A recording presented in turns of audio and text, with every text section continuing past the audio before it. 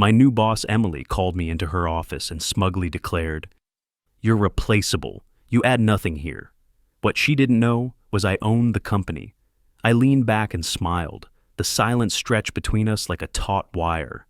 Emily's perfectly manicured fingers drummed against her mahogany desk, waiting for me to crumble the way I'm sure dozens of other employees had before me. Her expression was pure predatory satisfaction, the look of someone who genuinely believed she held all the power in the room. If only she knew. My heart was pounding, but not from fear or humiliation. It was excitement. After months of watching this woman systematically dismantle everything I'd built at Kohler Technologies, after seeing her fire loyal employees and the gut-profitable departments, I finally had my moment. The irony was so perfect it almost felt scripted. I let the silence drag on just a beat longer, watching confusion flicker across her features as I failed to react with the devastation she clearly expected. Then I did something that visibly unsettled her. I started to laugh. Not a nervous laugh or a bitter one, but genuine amusement at the cosmic joke unfolding in front of me. "Is something funny?" Emily snapped, her composure cracking slightly.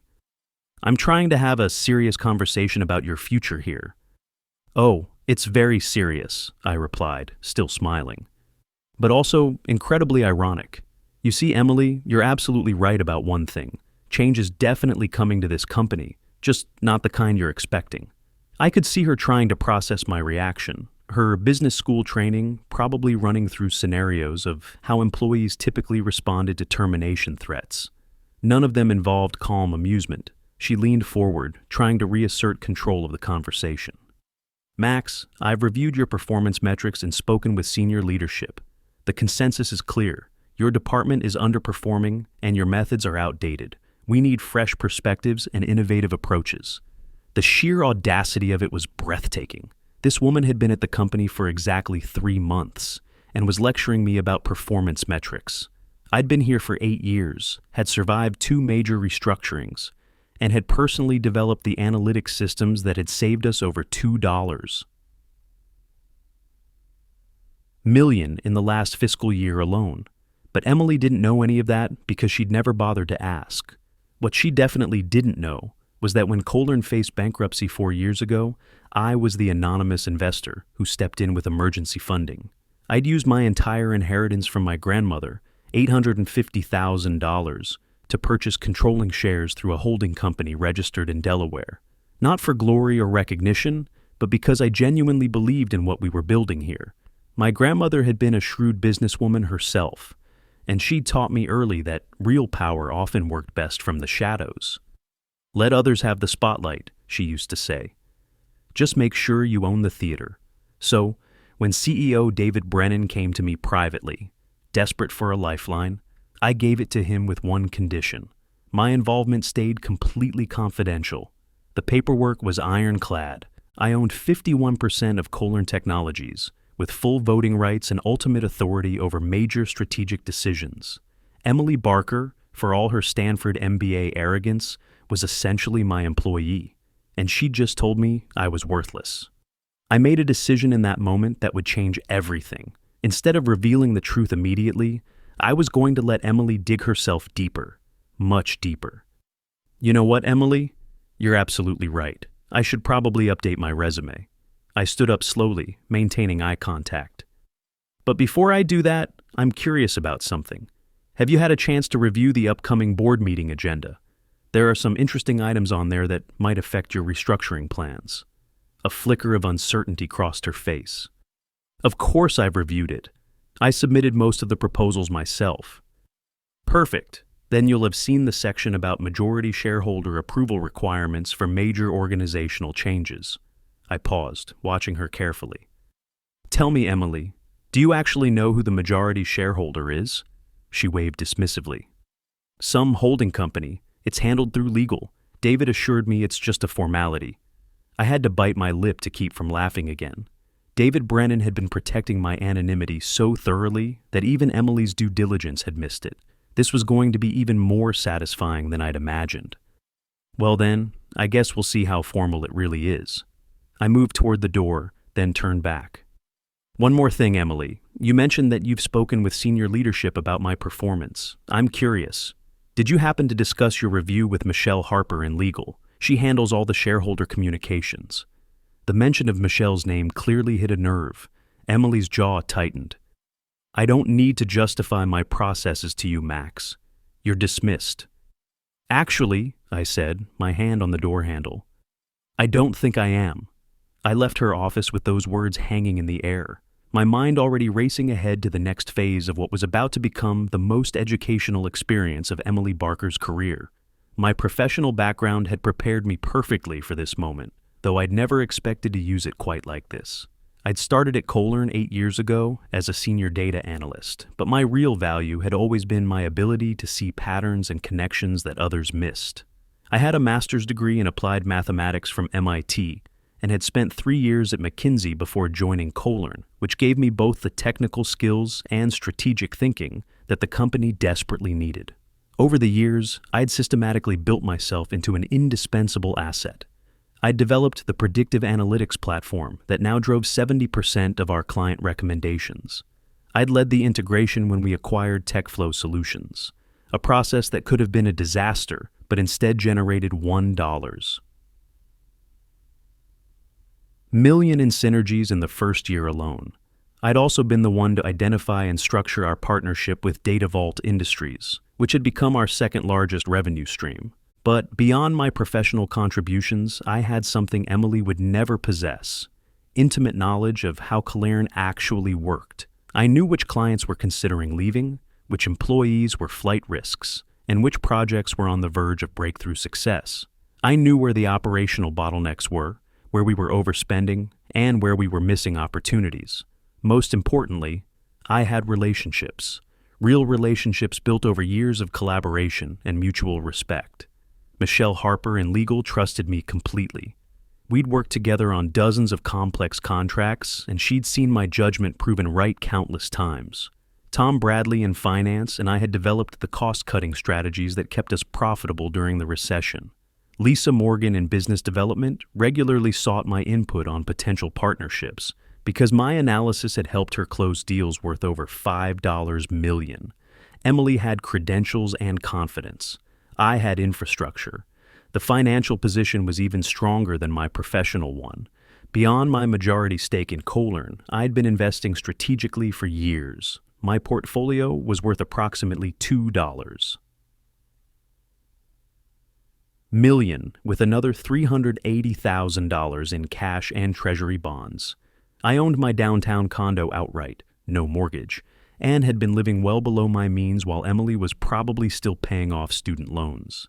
This wasn't just about having resources, it was about having options. If Emily's restructuring somehow succeeded, I could walk away financially secure and start over elsewhere. But Emily, she was completely dependent on this role. Her aggressive management style had already burned bridges at her previous company. I'd done some discreet investigating after her first week, and her reputation in the industry was shakier than she probably realized. I also had something that money couldn't buy: patience and strategic thinking. While Emily was focused on quick wins and immediate impact, I'd been playing a longer game. I'd spent years building systems and relationships that would be nearly impossible to replace. The analytics platform alone would take a new team at least 18 months to recreate, and that was assuming they could find someone with my specific combination of skills and institutional knowledge. Emily's biggest weakness was her assumption that corporate politics was just about authority and intimidation. She'd never learned that true influence comes from being genuinely useful to people. My colleagues didn't respect me because I had a fancy title. I'd never cared about titles. They respected me because I'd consistently made their jobs easier and helped them succeed. The next morning, I implemented the first phase of my response strategy. I called Michelle Harper and asked for a private meeting to discuss some concerns about the upcoming restructuring proposals. Michelle and I had worked together long enough that she immediately understood this wasn't a routine conversation. We met at her office before Emily typically arrived. Michelle was a brilliant attorney who joined Colern straight from Columbia Law School 5 years ago, and she'd learned to trust my instincts about business strategy even when they seemed counterintuitive. "Michelle, I need you to walk me through the exact approval process for the restructuring plan Emily submitted. Specifically, what happens if the majority shareholder has concerns? She pulled out a thick folder. Well, according to the corporate bylaws, any restructuring that affects more than 20% of the workforce or eliminates entire departments requires explicit approval from shareholders controlling at least 51% of voting shares. Emily's plan definitely crosses both thresholds. And if that approval isn't forthcoming, then the plan dies, period. The board can't override it. Michelle studied my expression carefully. Max, why are you asking? Do you know something about the majority shareholder that I should be aware of? I made a calculated decision to bring Michelle into my confidence. She was too smart and too thorough not to figure it out eventually anyway, and having legal counsel who understood the full situation would be crucial. Michelle, what I'm about to tell you needs to stay completely confidential until I decide otherwise. I took a deep breath. I'm the majority shareholder. The folder slipped from her hands. You're what? 4 years ago, when David was scrambling to avoid bankruptcy, I invested $850,000 through a Delaware holding company called Strategic Ventures LLC. In exchange, I received 51% voting control of Colern Technologies. You've been processing my shareholder communications for years without realizing it. Michelle stared at me for a full 10 seconds, then started laughing. Oh my God, Emily has no idea, does she? None whatsoever, and I intend to keep it that way until the board meeting. I want to see exactly how far she's willing to push this restructuring plan when she thinks she has unlimited authority. This is incredible. Michelle was already thinking like the attorney she was. From a legal standpoint, her entire approach has been problematic. She's been making commitments and promises to the board about changes she literally cannot implement without your approval. If this goes public, it could be seen as misleading the board about her actual authority. That's exactly what I was hoping you'd say. Now, I need you to help me understand what happens when Emily presents her plan to the board, and I formally withhold approval. We spent the next hour mapping out the legal implications. Michelle explained that Emily's restructuring plan wasn't just ambitious, it was borderline reckless. She wanted to eliminate the entire analytics division, outsource most of our data processing to a third-party vendor, and reduce headcount by 35%. The cost savings looked impressive on paper, but the operational risks were enormous.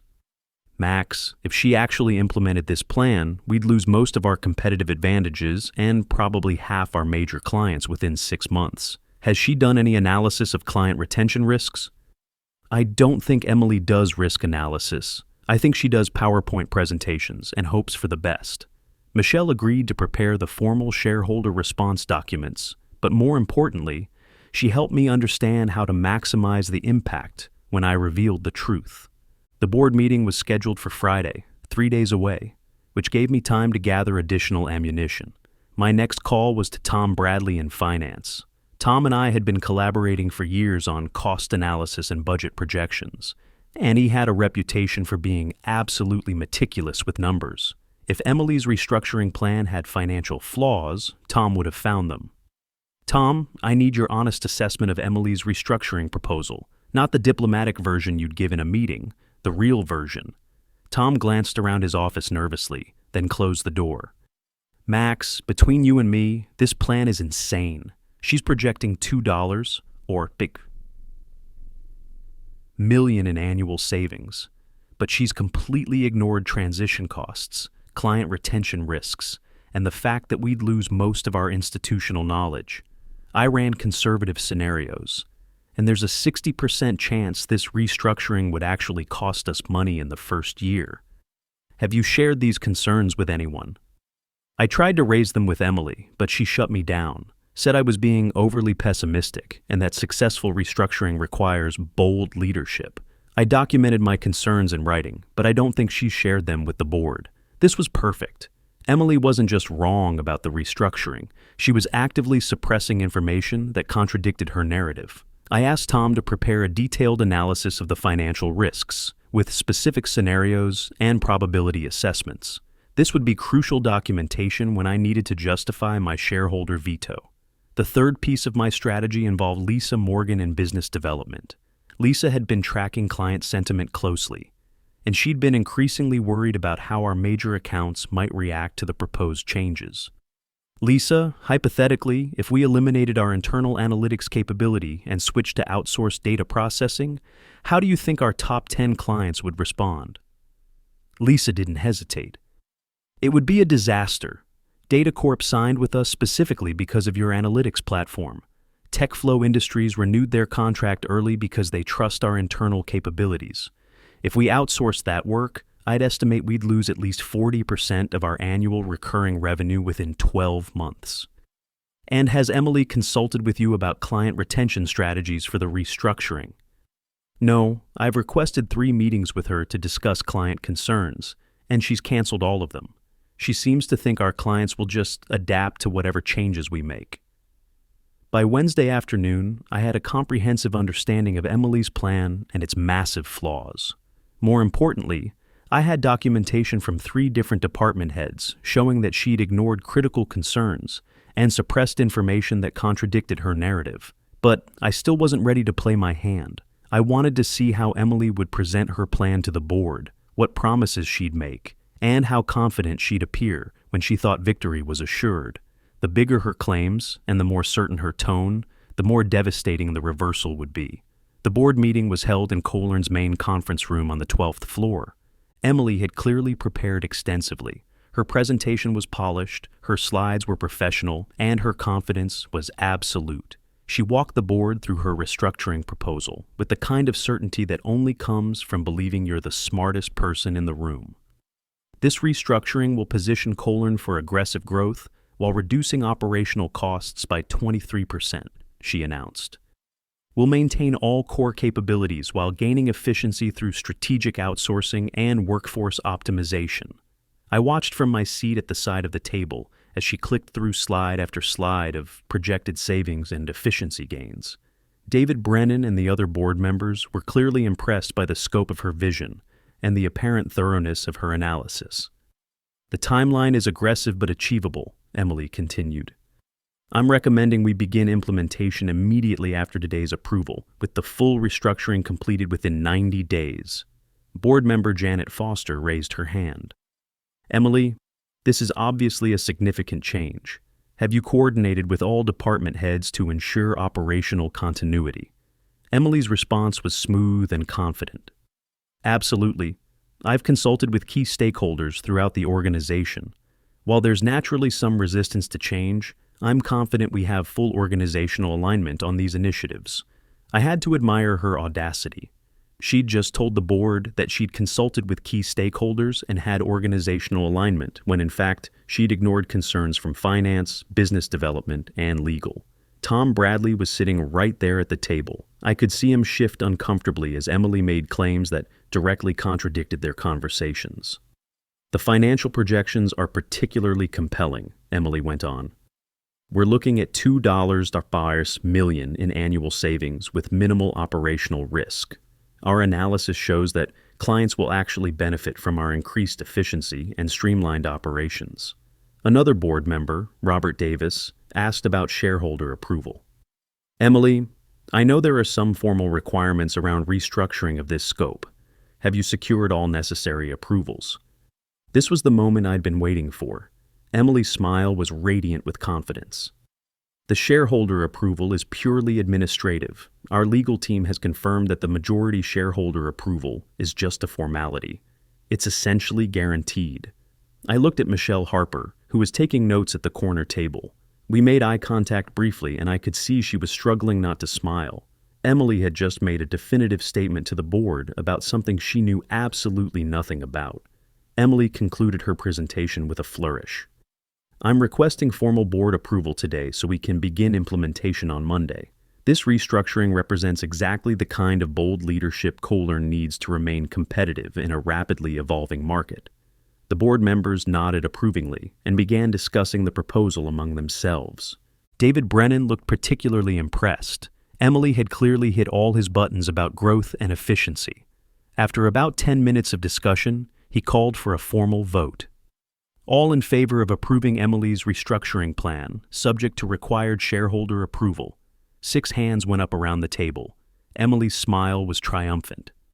Excellent, David said. Emily, please coordinate with Michelle to finalize the shareholder approval process. Assuming that goes smoothly, you're authorized to begin implementation Monday morning. Emily nodded confidently. Thank you, David. I'll have the shareholder approval completed by tomorrow morning. This was my cue. I stood up slowly, and the room turned to look at me with mild curiosity. Most of the board members knew me as a department head who occasionally provided technical input, but I'd never spoken up during a strategic discussion like this. David, if I could have just a moment, I said calmly. I think there might be some confusion about the shareholder approval process. Emily's expression shifted slightly. Not alarm yet, but definitely irritation that I was interrupting her moment of victory. Max, I appreciate your concern, but this really doesn't involve your department. The shareholder approval is a legal formality that's already been arranged. Actually, Emily, I don't think it has. I walked toward the front of the room, where Michelle was already reaching for a folder I'd seen her prepare. You see, there's something about the majority shareholder that I don't think you understand. The room was completely quiet now. David Brennan was looking back and forth between Emily and me, clearly confused about why this conversation was happening. The majority shareholder approval isn't a formality, I continued, accepting the folder from Michelle. It's an absolute requirement, and unfortunately for your restructuring plan, the majority shareholder has some serious concerns. Emily's confidence was starting to crack. What are you talking about? The majority shareholder is some holding company. Michelle handles all that paperwork. You're right about the holding company part, I said, opening the folder and removing a set of documents. Strategic Ventures LLC, registered in Delaware. What you apparently didn't realize is who owns Strategic Ventures LLC. I placed the first document on the table where everyone could see it. The original share purchase agreement, showing my name as the beneficial owner of 51% of Kohler Technologies' voting shares. The silence in the room was absolute. Emily stared at the document like it was written in a foreign language. David Brennan's mouth actually fell open. Ladies and gentlemen, I said calmly, I'm the majority shareholder, and I'm afraid I cannot approve this restructuring plan. The explosion of conversation that followed was everything I'd hoped for. Board members were talking over each other, demanding explanations. Emily looked like she'd been hit by a truck. David Brennan was staring at me with a mixture of shock and what looked like admiration. Emily recovered first, but her composure was completely shattered. This is impossible. David, you never mentioned that Max was an investor. Because I didn't know, David replied, his voice filled with amazement. Max, you've been the anonymous investor this whole time. You're the one who saved us from bankruptcy. Guilty as charged, I said. I believed in this company, so I invested in it. But Emily's restructuring plan would destroy everything that makes Kohler valuable. Emily was scrambling now, trying to regain control of the narrative. Max, even if this is true, you can't just arbitrarily block necessary changes. The board has approved this plan. Actually, Emily, I can do exactly that. And it's not arbitrary. I placed Tom Bradley's financial analysis on the table. Tom, would you mind summarizing your risk assessment for the board? Tom looked relieved to finally be able to speak honestly. The restructuring plan has a 60% probability of costing us money in the first year, and we'd likely lose 40% of our major clients within 12 months. I tried to discuss these concerns with Emily, but she refused to consider them. I added Lisa Morgan's client retention analysis to the growing pile of documents. Lisa, your thoughts on client reaction? DataCorp and TechFlow Industries would almost certainly terminate their contracts if we outsourced our analytics capabilities. We're looking at potentially $3 million in lost revenue. Emily was now visibly panicking. You can't just ambush me like this. These concerns should have been raised through proper channels. They were, Michelle Harper interjected, consulting her notes. I have documentation showing that Tom, Lisa, and I all requested meetings with you to discuss these issues. You either canceled those meetings or dismissed the concerns without analysis. The room had turned completely against Emily, Board members who had been nodding approvingly at her presentation 20 minutes earlier were now looking at her with suspicion and disappointment. David Brennan took control of the situation. "Emily, it appears there were significant gaps in your analysis and consultation process. Combined with Max's shareholder concerns, I think we need to table this restructuring proposal indefinitely." Emily made one last desperate attempt to salvage the situation. "David, you can't let one person hold back the entire company's progress. Even if Max owns shares, he shouldn't have veto power over strategic decisions." "Actually," I said quietly, "I should, and I do. That's how majority ownership works, Emily. And right now, I'm exercising that authority to protect this company from a restructuring plan that would destroy it." The meeting ended with Emily's proposal officially withdrawn, and a general agreement that any future restructuring plans would require much more thorough analysis and consultation. Emily left the conference room looking like she'd aged 5 years in the span of an hour. By Monday morning, word had spread throughout the company about what had happened in the board meeting. Emily's authority was effectively destroyed. Employees who had been afraid to question her decisions were now openly skeptical of her judgment.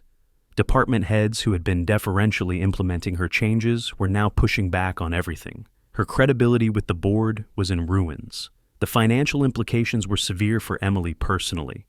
Her employment contract included substantial performance bonuses tied to successful implementation of strategic initiatives.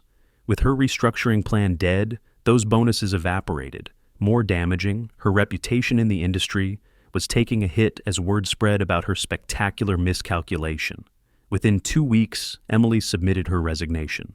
Her departure was officially described as pursuing new opportunities, but everyone in the company understood what had really happened. She'd overplayed her hand against someone who held better cards, and she'd lost everything.